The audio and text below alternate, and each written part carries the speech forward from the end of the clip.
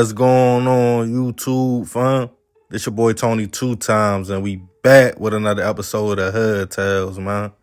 Before I start, be sure to tap that like button. Definitely watch this video to the end to hear the full story. It's a lot of twists and turns in this case, so y'all try to keep up with me. For the day one, fam, y'all already know it's all love.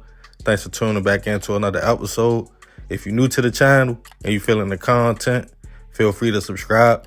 Definitely hit that notification bell so you can be notified every time we drop a new video. Oh yeah, feel free to share the channel with your peoples. Everybody is welcome. Let's get right into the story.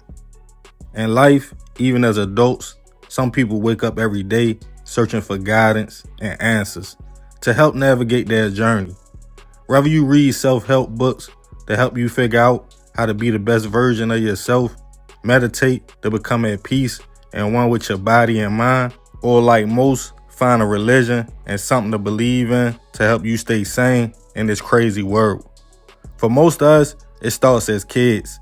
Your grandmother or mother dragging you out of bed on a Sunday morning, they head down to the church house to go see Sister Teresa and them, the deacons, elders, and most importantly, the pastor, to hear the word. Some individuals take what was instilled in them since kids all the way up until adulthood and hold steady to their beliefs, while others get more in tune with the world around them while trying to understand the meaning and purpose of this thing called life themselves. Whether spiritual or religious, it's all for the same end results: to try to live a good and fulfilled life in hopes of when you leave this earthly body, our souls will go to a better place. But even in the big book, Basic Instructions Before Leaving Earth, it tells us to be aware of man and the false prophets, because we all sin and fall short. And when you put your faith in man, who also has flaws themselves, things can go left. And on this episode of Hood Tales, we'll be taking it to Kalamazoo, Michigan, to discuss the case of a man who snapped after suspecting his girlfriend was having an affair with the pastor. Back in 2017, Anaya Mack was a 23-year-old young woman navigating life in Michigan. Described as outgoing, genuine, big on family, and more importantly, a helper to people. The beautiful young lady had a lot of passion and was excited about life. She left her family behind in Muskegon Heights to go attend college in Kalamazoo, where she enrolled in Western Michigan University. Always smiling, dancing, singing, and in good spirits, people gravitated to Anaya. It wasn't hard for the young lady to relate to almost anybody, coming from a big family with 8 sisters. Another big part of Anaya's life was her beliefs in church, as she believed in the word and community. Her church home was Second Baptist Church on North Road Street in Kalamazoo. She joined the choir, got along with all the members, and on one fateful day, even met the soon-to-be love of her life, Donovan Lewis. Just like Anaya, Donovan seemed to be on the right track in life. He also attended college, Kalamazoo Valley Community College, where he played basketball and seemed to have a bright future. Everybody that came in contact with the young man described him as pleasant, respectful, and all around a stand-up individual. What really caught Anaya's attention though was Donovan himself was also big on church and his beliefs. As the two grew closer, they formed an intimate relationship. Anaya loved Donovan and he was crazy about her. Even though the relationship was serious, they took it slow. She had her own apartment, but Donovan didn't rush to move in and stayed with his grandmother. The pastor of the church at the time was a man named Pastor Strickland, who came all the way from Mississippi to be the head of Second Baptist. He seemed like a good man, a beautiful wife and kids, big family, big on values, and preached about morals and the proper way we all should be living. The 35-year-old man seemed to have it all together, and Anaya and Donovan enjoyed the sermons. Anaya a little more though, as she seemed more into the church, going on church trips, meeting with the pastor, and big on her role in the choir. Donovan at first paid the situation no mind, until he noticed Anaya driving a car in which she didn't have one at the time. Asking his girl like where that came from, Anaya simply told Donovan the church and the pastor. Finding that to be super nice and giving, he just brushed it off. But after finding out Pastor Strickland was sending Anaya money, paying her bills from time to time, Donovan felt something was off. When he spoke to her about it, Anaya let it be known the church had a community fund in which they helped members in need. Feeling like it was a little inappropriate, Donovan again took it on the chin. In June of 2018, one summer night, Donovan headed over to Anaya's apartment. The young couple decided to have some drinks and to kick back. When in the mix of the conversation, church came up. Donovan asked Anaya flat out, was her and the pastor having an affair, in which she denied. Feeling like something had to be up with the situation, Donovan went through her phone, where he found text messages of the pastor telling Anaya about the choir trip, all expenses paid. But the text that stood out the most was the pastor telling the young lady, I'm trying to give you the best, you feel me, of your life, and you running from it. Feeling like that crossed the line, Donovan told Anaya to tell him what was going on, and don't lie. As the young lady told Donovan nothing, they were just messages, he didn't believe her at all, and snapped. The next day, Anaya's mother tried to get in contact with the young lady, but she got no answer, even after multiple attempts.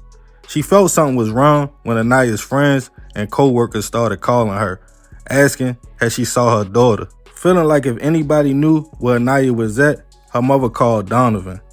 The young man informed her he was at the apartment a few days prior, but hasn't seen Anaya since. Concerned, she called local police to file a missing persons report. Police went to Anaya's apartment. At first, everything seemed normal, other than liquor bottles on the table, until one officer spotted what he thought was some blood and noticed stains on the carpet. While thinking something could be terribly wrong, officers notified the homicide department to take over. They brought Donovan in for questioning, being that he was the last person to see Anaya. He stated they had a few drinks and talked. He claimed the young lady had informed him she had overstepped some lines with the pastor and she had blackmailed him and was threatening to tell his wife, in which that upset the man. Donovan claimed to see text messages, and even though he was mad, he stated he let her know it was okay and left shortly after. With no evidence, police let Donovan go before going to talk to Pastor Strickland. He told the police about him helping Anaya, the car, expenses paid, and claimed it was all a part of the church's program to help members in the community. Pastor told detectives he would never hurt the young lady and asked about the car, which they told from Anaya's apartment. It came back registered to the pastor's wife. Other than inappropriate text messages, police had nothing on the man. He let it be known Anaya and Donovan was having problems and her boyfriend didn't approve of her involvement in the church. A few days later, Donovan made a post asking for forgiveness and telling everybody he was sorry, and anybody that was looking up to him, he apologizes for letting them down. Finding that suspicious, detectives headed back to talk to the young man. Donovan started confessing to the last night he was with Anaya. He let it be known he was highly upset the pastor was paying her rent, sending her explicit messages and photos, even giving her a car. Donovan believed Anaya was lying to him. When he confronted her, he told detectives she denied it all. This led to the man putting hands on her, knocking her unconscious. While she laid there, Donovan stated he felt so betrayed, he made up his mind he was going to take her life.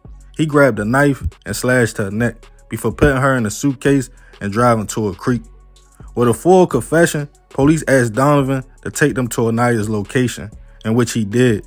They found the young lady just as he stated, unfortunately, already gone. As Donovan was taken into custody, charged with first-degree slaying, assault, and other charges, it left the community in shock. People that knew the young man claimed the demon must have gotten inside him because he didn't seem capable of something like that. But Anaya's family felt different. Her mother spoke out, claiming Donovan was jealous and the couple had issues, but she never thought it would end like this. As a celebration of life vigil was held for Anaya, people danced, were singing, and wanted to remember the young lady as she was, vibrant and upbeat. But a few days later, something crazy would take place. Donovan escaped jail and was on the run. His successful escape was short-lived though, only an hour, in which he was rearrested and now charged with new charges for escape. As the case made its way to court, Donovan chose to cop out, and Anaya's family accepted the deal so they wouldn't have to go through the pain and hear details about what happened to her. Even though he apologized, her peoples let it be known it was a coward move, and he took someone precious from them. They stated while his family could still visit him in prison, Anaya was gone forever. The judge sentenced Donovan to 25 to 40 years in prison. But after the fact, the question remained, what was up with the pastor and Anaya? A 78-page report was published revealing details on trips, the car, church finances, and the inappropriate messages he sent to Anaya. But no evidence of an affair never came out. About a year later though, him and his wife were both arrested. She worked at a high school, and people alleged the couple was paying young men to come over and things happened. The charges against his wife were dropped, but the pastor again had inappropriate text messages between him and a few people. The court offered him a deal for seemingly always taking advantage of the people who trusted him. He had a lot to say and felt like because he was the head of a local chapter of the NAACP that they was targeting him. He denied the allegations. Part of his deal was he wouldn't have to register as an offender and could stay off the list, but serve 1 year in prison. As of now, I believe the pastor and his wife are still together and living in Mississippi. Rest in peace to Anaya. I send my prayers and condolences to her family. We gotta watch who we trust out here and look up to for guidance. It's a lot of wolves in sheep's clothing, and they prey on vulnerable people. Donovan was out of pocket for his actions, and if he felt that way, he should have just left Anaya alone. But I could see how the young man would feel played and betrayed, which is no reason for taking a life though.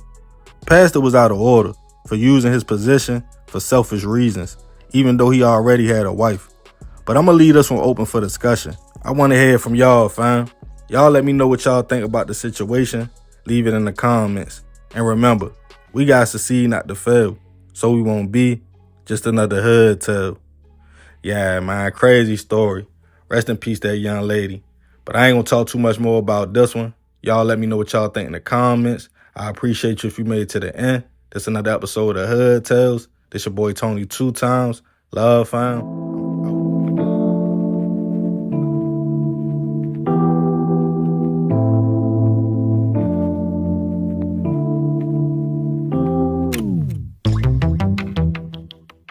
What's going on, YouTube, fam? This your boy Tony 2 times, and we back with another episode of Hood Tales, man. Before I start, be sure to tap that like button. Definitely watch this video to the end to hear the full story and all the details in the case. For the day one, fam, y'all already know it's all love. Thanks for tuning back into another episode. If you're new to the channel and you feeling the content, feel free to subscribe. Definitely hit that notification bell so you can be notified every time we drop a new video. Let me take this time out to give a special shout out to Miss Wanda McCray for supporting the channel. We definitely appreciate your love and support. Oh yeah, feel free to share the channel with your peoples. Everybody is welcome. Let's get right into the story. As a young man in his prime, it's usually only a few things we choose to focus on. How we gonna make some money, getting fresh, get us some wheels to slide around there. And the most important at that age is finding female companionship. Once you graduate high school and a few years goes by, you are now officially a man.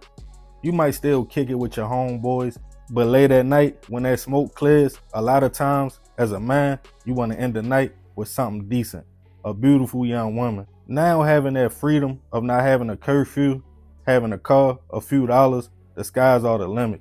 You don't have to just date the girls in your area like before. Now you can pull up, and with social media, the options are endless.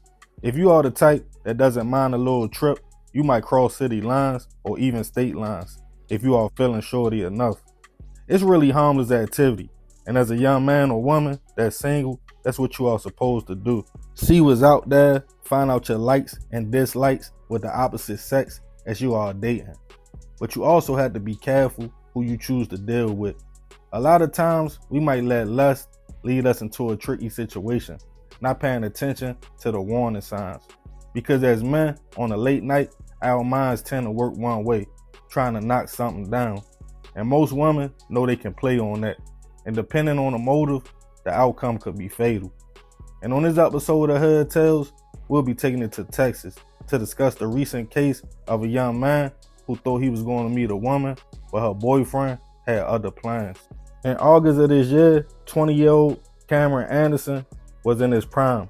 After graduating from Trinity High School, located in Euless, Texas, where he played football, the young man decided he would attend Blinn College to further his education. During this time, Cameron decided to stay with his mother in Bedford, Texas, who he was very close to. A typical young man who liked video games, shopping, cars, and last but not least, also women. He would sometimes chop it up with females on social media and pull up on them.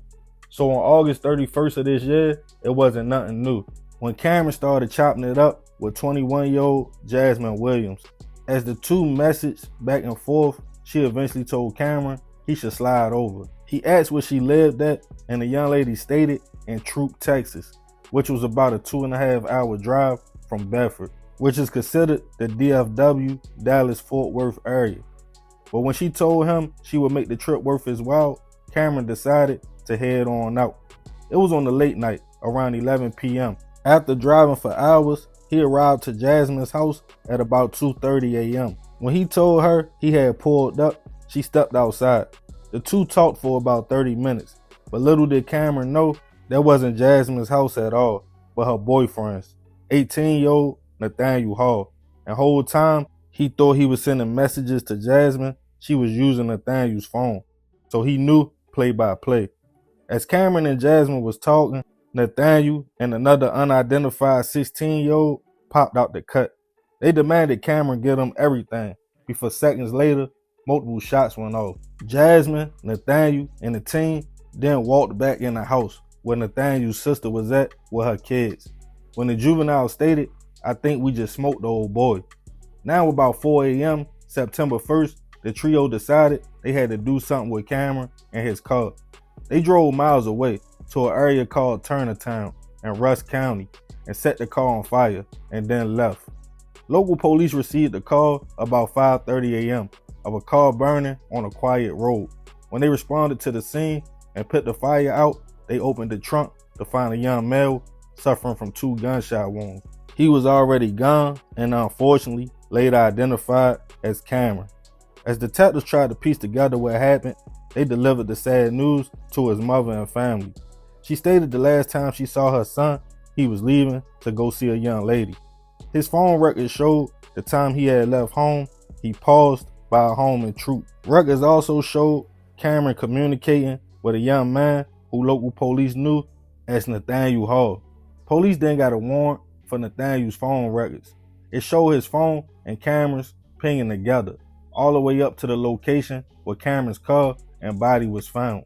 Then Nathaniel turned his phone off, only to turn it back on hours later to call his mother. A warrant was put out for the young man, and a few days later, local police got a hit. He was seen riding 5 deep in a car. The car was pulled over, and in Nathaniel's possession was a stolen handgun and AR-15 rifle. He was taken into custody at first just for questioning, but he remained silent. When given his phone call, he was overheard telling his sister, like, clean up. Detectives took that conversation as indication that he meant clean up a crime scene. With the stolen guns, police now had probable cause to search the home. They found AR-15 shell casings, the same caliber used to take the life of Cameron. And when police confronted Nathaniel's sister about the jail call, she exposed everything and opened the case wide open. She said she was at the house on August 31st when she overheard her brother, his girlfriend, and friend stating they needed to hit a quick lick and get some money. She claimed Nathaniel told Jasmine to hop on social media and contact some men. And when Cameron took the bait, they put the plan in motion. His sister stated later into that night she heard gunshots. And after that, that's when a 16-year-old came in the house saying we smoked them. She admitted she was scared and took her kids and left the house. But when her brother told her to clean up, she went back to the home, hid a few items, and picked up some shell casings, throwing them out her car window on the way as she left the area. With that information, Nathaniel was charged with capital murder, and not long after, the juvenile and Jasmine were both picked up. People stated Jasmine kept playing, saying she had shot somebody, but jokingly kept saying, like, "Nah, I'm just talking, don't pay me no mind." But now, all 3 individuals were in custody, facing capital hit charges. Jasmine is being held on a $1 million bail. Nathaniel, $2 million bail. The juvenile also being held pending court to see if they will be charged as an adult in their role in the situation. As of now, this case hasn't made its way to trial yet, and all three are innocent until proven otherwise. Rest in peace to Cameron. I send my prayers and condolences to his family. I'm sure every man can relate to a situation like this, either feeling like something wasn't right and decide to tell shorty, like, nah, I'm good, or driving to meet a female, hoping and praying everything plays out right. Fellas, let me know in the comments, have you ever been in a shaky situation or had to use your antennas and say, nah, I'ma sit this one out? And how do you carry it when you first go to meet a female? Let me know your process. And remember, we gotta succeed not to fail, so we won't be just another Hood Tale. Yeah, man, crazy story. Rest in peace, that young man. Unfortunately, this situation is so common now with men and women. You had people scared to date. These three probably threw their life away for a few dollars. Probably a little bit of jewelry, and allegedly took Cameron away from his peoples for a small lick. I'm sure once reality sits in and they in that cell, they will definitely think like we crashed out. But hindsight is always 20/20. And once you pull that trigger, it's too late. But I ain't gonna talk too much more about this one. Like I said, y'all leave it in the comments. I appreciate you if you made it to the end. It's another episode of Hood Tales. It's your boy Tony 2 times. Love, fam.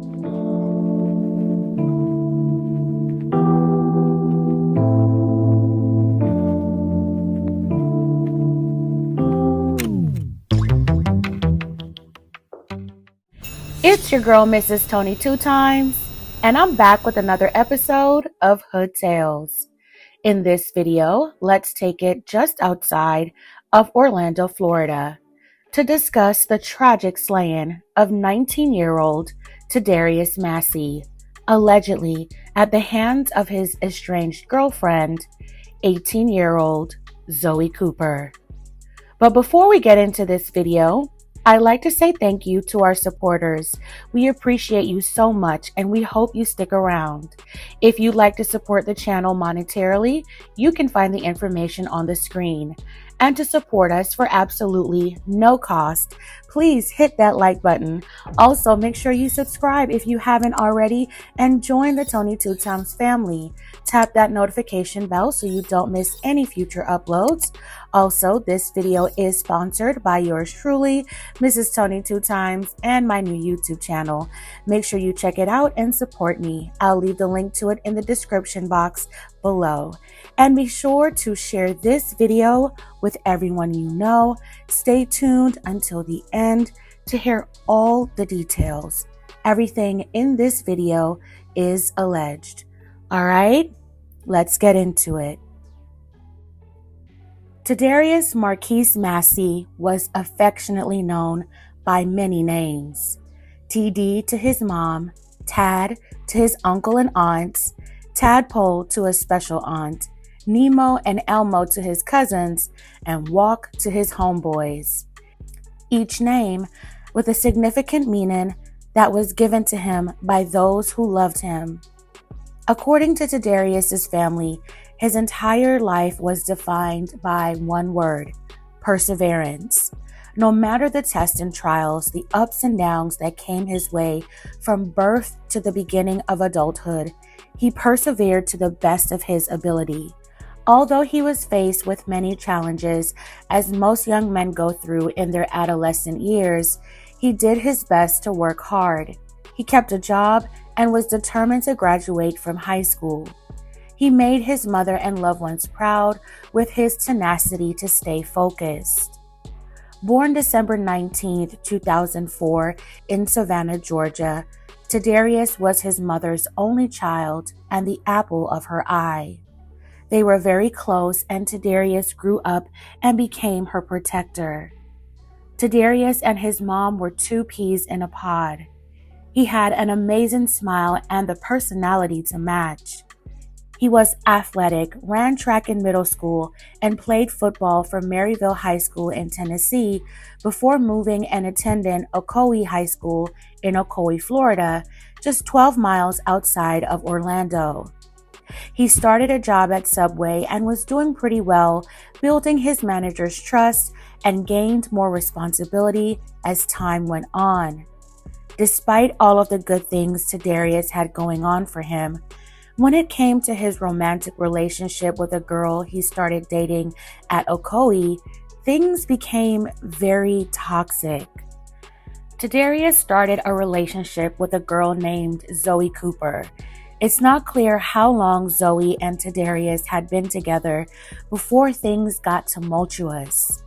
According to records, in December of 2023, Tarius and Zoe had gotten into a fight at school over the fact that Tarius refused to let her go through his phone. Zoe allegedly had suspicions that Tarius was talking to other girls. Zoe allegedly went after Tarius physically. Tarius did end up speaking with the assistant principal at the school about the situation and alleged that although Zoe came after him, he did not fight back. He also told school officials that Zoe had allegedly come after him several times before and even cut him. According to Tarius's manager at Subway, Zoe would sometimes show up at the restaurant during Tarius's shift and just sit inside the establishment without speaking to him. Tarius's manager recalled seeing him coming to work looking beat up. He also told his manager about the times Zoe had allegedly physically tried to harm him. Tarius and Zoe's relationship would only continue to escalate. Both Tarius and Zoe graduated from Ocoee High School in May 2024. You see Tarius pictured here with his mother on his special day. Tarius himself was very proud of his accomplishment of graduating from high school. He was looking forward to what life had to offer. Maybe he hoped to pursue a career as an auto mechanic since he was already doing some work in the field as a side hustle.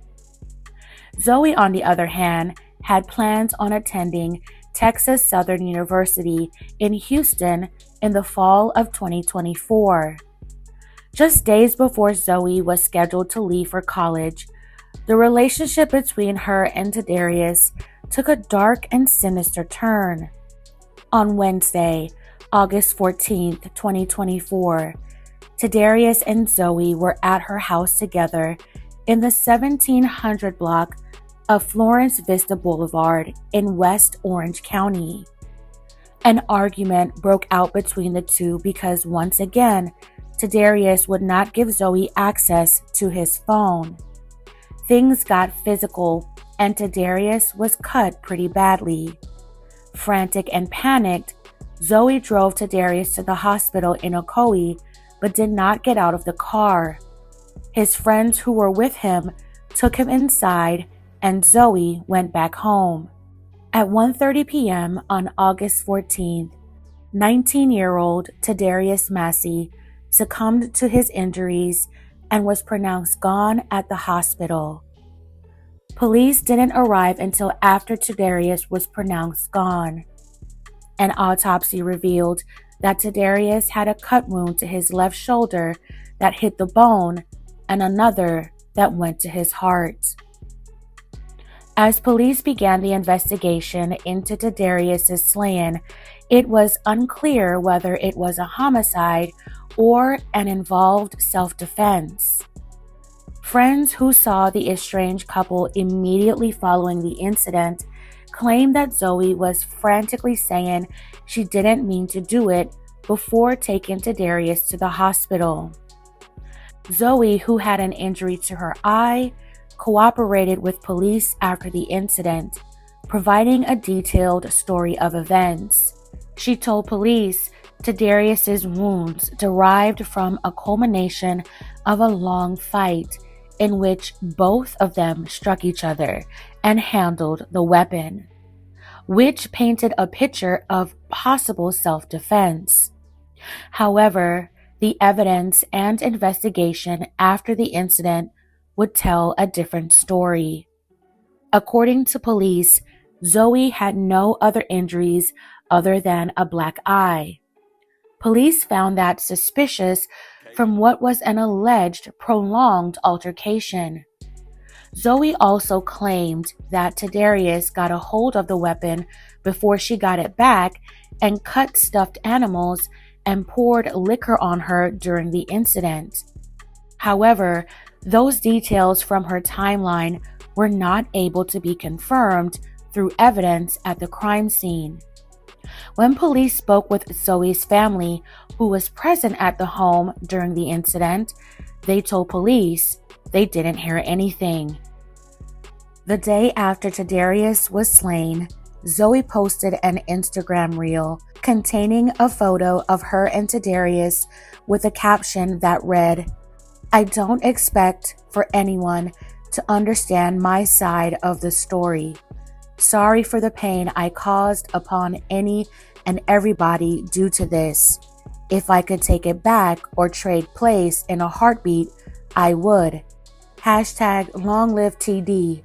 I love you always. I'm truly sorry for what I did. It wasn't supposed to be this way." In addition to the 2 cut wounds that Tarius sustained during the incident, his autopsy report showed 2 healed cut wounds located near his left shoulder, as well as new cut marks from the day of the incident on his wrist and forearm. There was also a cut on his forehead and scratches on his neck that were indicative of hands being placed around his neck to stop his breathing. During the investigation, authorities uncovered the chilling allegations of harm from Zoe during the couple's relationship. Police found images in both Zoe and Tarius's phones of fresh cut wounds on his left shoulder from March 24, 2024. They also found numerous messages from March 29th in which Zoe would claim responsibility for Tarius's fresh cut wounds and threaten future harm, saying things like, "I wish you wouldn't have lived that day. I'm glad I cut you. I should have deleted you. And I'ma spit on your grave." Another message read, "Seriously, I hope you end a very painful ending. And I mean that." Investigators also spoke with the assistant principal at Tarius' school and his manager, who he confided in about prior altercations between him and Zoe. Just days after the August 14th incident, Zoe Cooper went off to college at Texas Southern University. During the investigation, police uncovered a disturbing message sent by Zoe to Tarius on Instagram several days after he lost his life, saying, "You with that sleepy hollow," with several laughing face emojis, according to the affidavit. 4 months later, Orange County Police reached out to Texas Southern University and asked them to take 18-year-old Zoe Cooper into custody. On November 15th, after being charged with second-degree hit in connection to Tarius Massie's slaying, Zoe was arrested at an off-campus housing. Zoe appeared in court. She was to be extradited back to Florida. However, despite the serious charges, she was released, and court documents appeared to indicate Orange County Police rescinded their extradition request. The documents read, "Demanding jurisdiction released whole. Will not extradite. Zoe Cooper is innocent until proven guilty." According to a Facebook post from a family member of Tarius, on August 14th, he was allegedly lured to Zoe's home under false pretenses of a pregnancy test in lieu of the fatal altercation. They also claim that Zoe has since deleted her Instagram account with the username Mind of a Maniac. Tarius's family is having a tough time this holiday season with his loss, of course, and the outcome of the investigation. They are seeking justice for Tarius. The family has created a GoFundMe for Tarius, and if you feel inclined to donate, I'll leave the link to it down in the description box below. May Tarius Massie continue to rest in peace. My condolences and well wishes go out to his family during this difficult time. There is truly a dangerous culture that has been cultivated over time that somehow toxic relationships equals to love, especially amongst our younger generation. The influence of toxic love has reached an all-time high. There is an utter disregard for life in these types of relationships. DV is never, ever okay, no matter who the primary aggressor is, man or woman. This is such a sad and disturbing situation. Fam, let's keep the conversation going. Let me know your thoughts on this tragic story in the comments below. Alright fam, that's it for this episode of Hood Tales. Thank you all so much for watching. Please don't forget to like, share, and subscribe. This is your girl, Mrs. Tony 2 times. Until next time.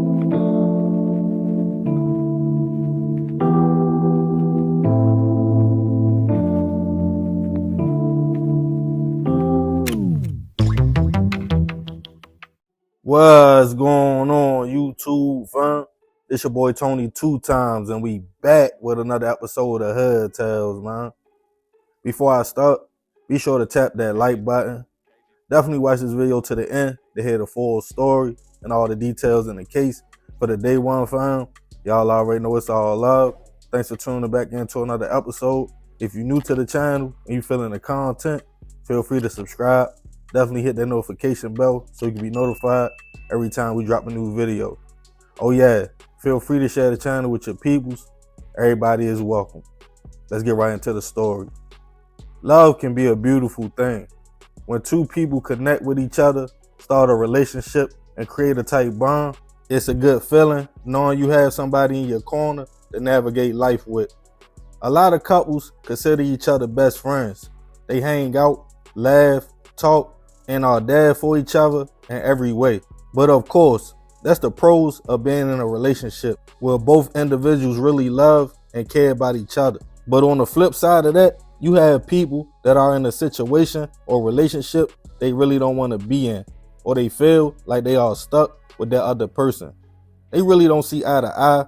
They don't trust each other, always fighting, and really don't really like being around each other.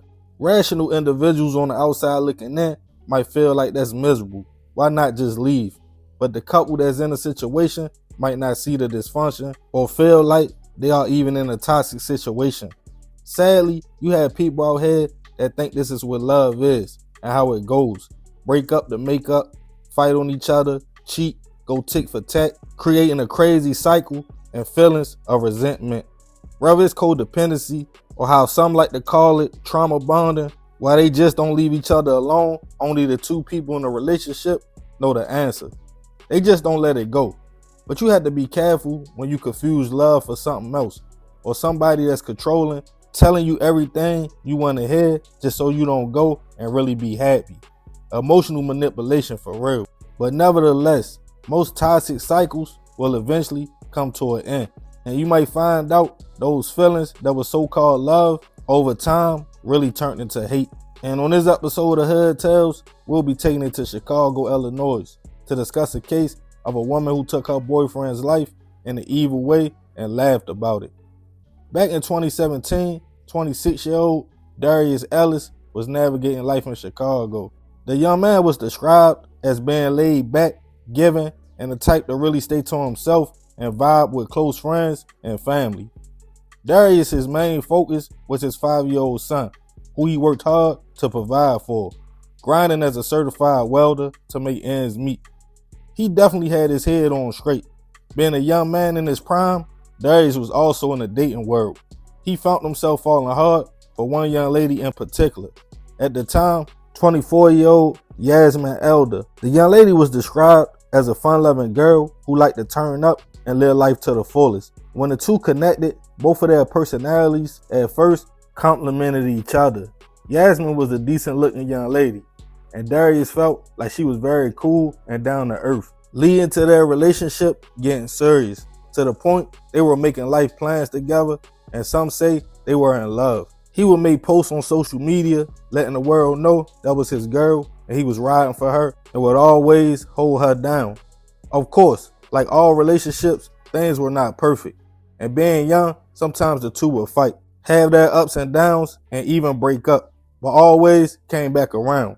On the outside looking in, it seemed normal, but people who really knew the couple knew their toxic side, and it was stated Yasmin was a little bit of a hothead and liked to fight. Anytime she felt jealous, played, or hurt, a solid girl, she outweighed Darius by 70 pounds and wasn't scared to pop off and put hands on him. It also seemed Yasmin had a dark side as well that her current boyfriend didn't know about, and it was definitely going to be her way or no way. On March 6, 2017, Darius hopped in his van a little bit after midnight to go pick up Yasmin from her job at a local bakery. When she got in the car, it was already tension in the air, and she was mad about something. The couple drove to 65th and Bishop on the city's west side and parked. Soon after, for whatever reason, the tension turned into a full-fledged argument between the two, and Yasmin quickly got physical, grabbing Darius by his dreads, pinning him to the floor of the van between the seats. She put her knee on his chest, trying to overpower the man, before then reaching for a bottle of bleach that was close by. Trying to get her up off him, Darius attempted to grab the bottle and get up, but Yasmin had control. She took the top off and started pouring the bleach on his face. During the struggle, some of the bleach got into Darius's mouth. As he swallowed the harmful chemical, she then exited the vehicle, leaving Darius gasping and choking for air.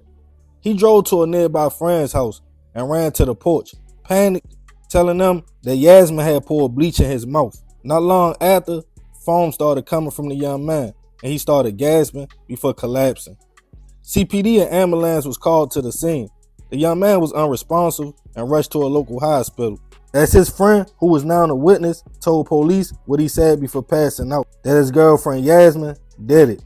Now early in the morning, Darius was fighting for his life in the emergency room with burns in the inside of his stomach and his esophagus. His friend delivered the news to his family, then went to confront Yasmin, telling her that Darius told them what she had did, asking, "Do you know they saying he might not make it?" In which the young lady looked at the friend and busted out laughing, saying, "So what?" Later that same day, unfortunately, Darius would pass away from his injuries. Police had no trouble locating Yasmin at her home, in which she was carrying it like nothing ever happened. They came to the conclusion at 5'4", 207 pounds, she somehow overpowered the man, who was 5'7", 140 pounds, forcing the bleach on Darius, leaving her being charged with murder.